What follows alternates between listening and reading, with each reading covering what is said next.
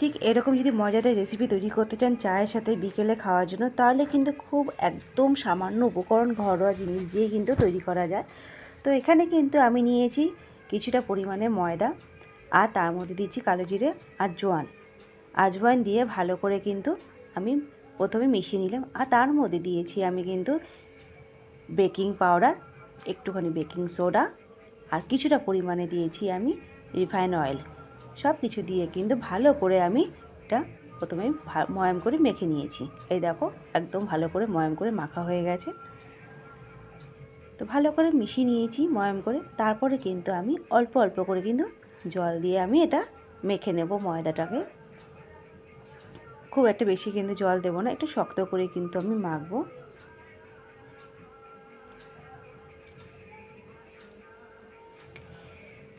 যখন ভালোভাবে মাখা হয়ে যাবে তখন কিন্তু আমি এটাকে কিছুক্ষণের জন্য কিন্তু এটা রেস্টে আমি রেখে দেব। আমার ভিডিও যত বন্ধুরা আমার দেখছে, নতুন পুরনো, তাদের কাছে আমার অনুরোধ যে বন্ধু তোমরা প্লিজ আমার পুরো ভিডিওটা দেখো, দেখে তোমরা লাইক, শেয়ার আর কমেন্ট করো। নতুন যারা বন্ধু আছে তাদের কাছে আমার অনুরোধ যে বন্ধু তোমরা প্লিজ আমার চ্যানেলটাকে সাবস্ক্রাইব করে আমার পাশে থেকো। তোমরা যদি আমার পাশে থাকো তাহলে কিন্তু আমি জীবনে চলার পথে একটু সবাই আর নতুন নতুন কিন্তু ভিডিও বানাবার প্রেরণা দেয়।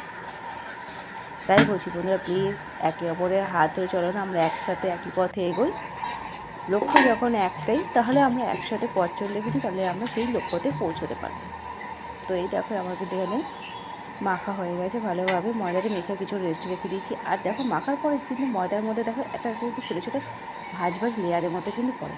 তো এটাই কিন্তু আমার থাকবে আজকে আমি কিন্তু এখানে কোনো রকমভাবে ছুরি, চামচ বা কোনো কিছু দিয়ে কিন্তু কাটবো না। আমি এগুলোকে কোনো রকমভাবে ডো বানিয়ে সেগুলোকে বানাবো, বেলবো, কোনো কিছু বেলবো না। আমি কিছু কাটবো। ঠিক এইভাবে কিন্তু লেয়ারগুলোকে আমি আস্তে আস্তে করে কিন্তু আমি ছাড়িয়ে নেব, ছোটো ছোটো করে পিস করে নেব একদম আঙুলের সাহায্যে।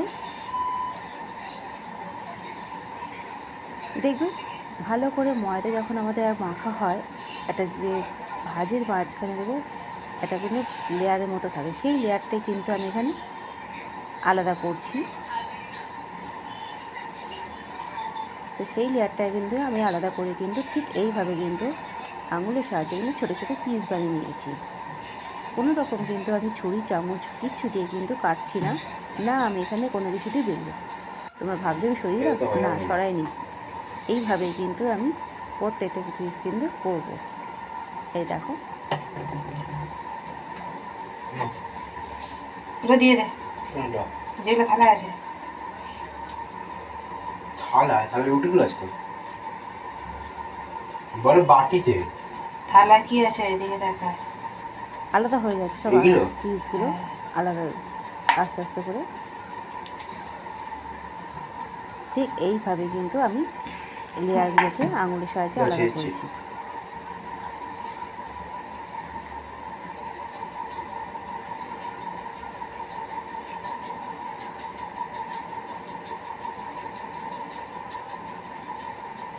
লেয়ারগুলো যখন আলাদা হয়ে গেছে আমি কিন্তু কিছুটা তুলে নিয়েছি থালার মধ্যে। আর এখানে তেল আমি গরম করে দিয়েছি, গরম করে কমিয়ে নিয়েছি, তার মধ্যে কিন্তু দিয়ে দিচ্ছি।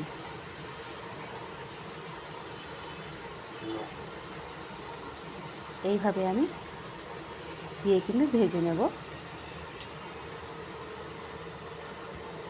খুব সুন্দর মজাদার একটা রেসিপি।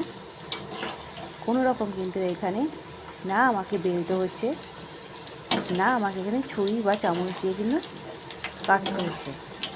ঠিক এইভাবে কিন্তু খুব সুন্দর মজাদার একটা চায়ের সাথে একটা স্ন্যাক্সের মতো তৈরি হয়ে যাচ্ছে। বিকেলের চায়ের সাথে যদি এরকম যদি মজাদার একটা রেসিপি থাকে তাহলে কিন্তু চা খাওয়ার কিন্তু সেই মজাটাই হয়ে যায় আলাদা, বিশেষ করে শীতের দিনে।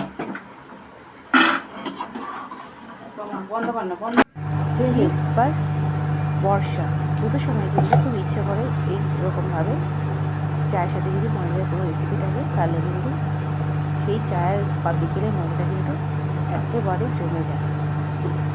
সেটাকে আমি নাবিয়ে নিয়েছি। নাবিয়ে একটা বাটির মধ্যে কিছুটা দিয়েছি আমি নুন, লঙ্কার গুঁড়ো, আর দিয়েছি চাট মশলা, আর একটুখানি গরম তেল কিন্তু দিয়ে দিয়েছি।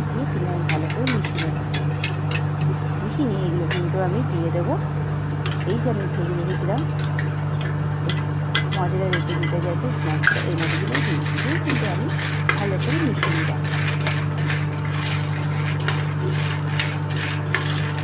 তো আজকের আমার এই রেসিপি তোমাদের কীরকম লাগে তোমরা কিন্তু অবশ্যই আমাকে জানাবে। তোমাদের কমেন্টের অপেক্ষা কিন্তু আমি রইলাম। আর বন্ধুরা তোমরা প্লিজ আমার চ্যানেলটাকে সাবস্ক্রাইব করে একটা ছোট্ট একটা লাইক আর কমেন্ট করে কিন্তু আমাকে অবশ্যই তোমরা জানাবে। এই দেখো কত সুন্দর তৈরি হয়েছে, ঠিক আছে? ঠিক আছে। ঠিক আছে।